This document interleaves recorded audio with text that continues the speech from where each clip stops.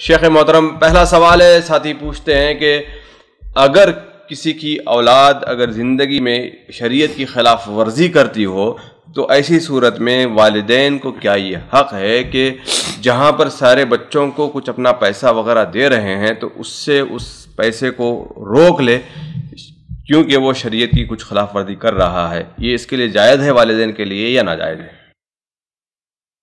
دیکھیے، یہ روکنے کی کئی صورت ہوتی ہے۔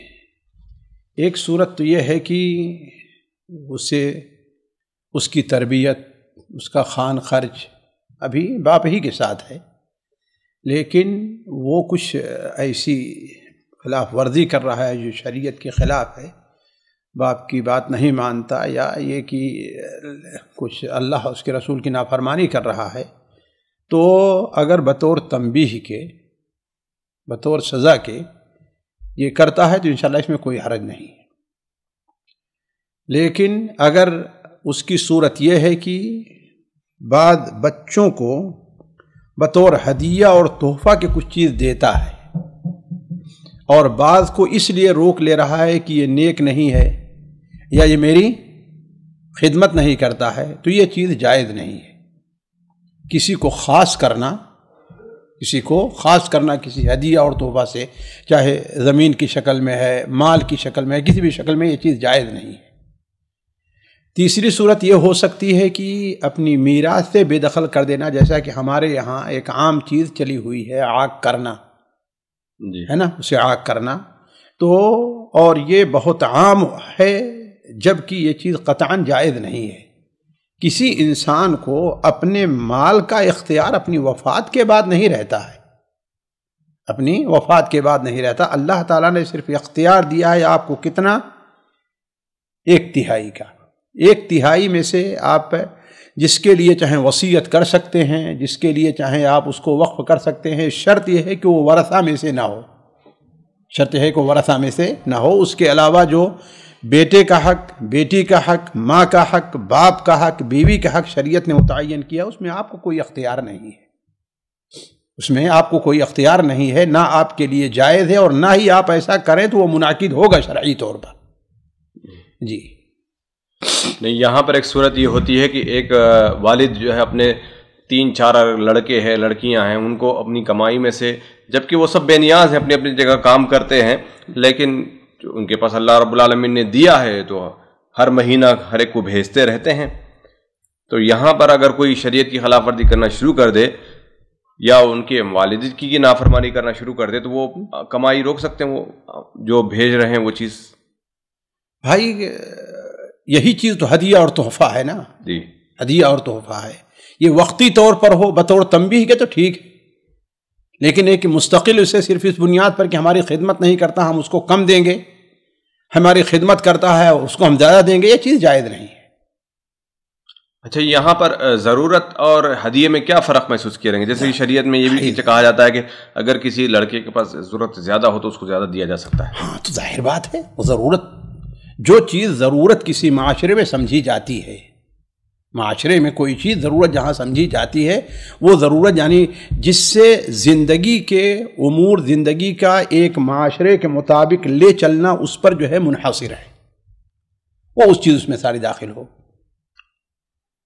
بھلے سے وہ سارے بے نیاز تھے پہلے سے، بھلے 3 بیٹے ہیں کسی کے اور تینوں اپنی کمائی کر رہے ہیں۔ ابھی آپ کہہ رہے ہیں کہ بے نیاز، دوسرے کہہ رہے ہیں کہ ضرورت نہیں، مثال کے طور پر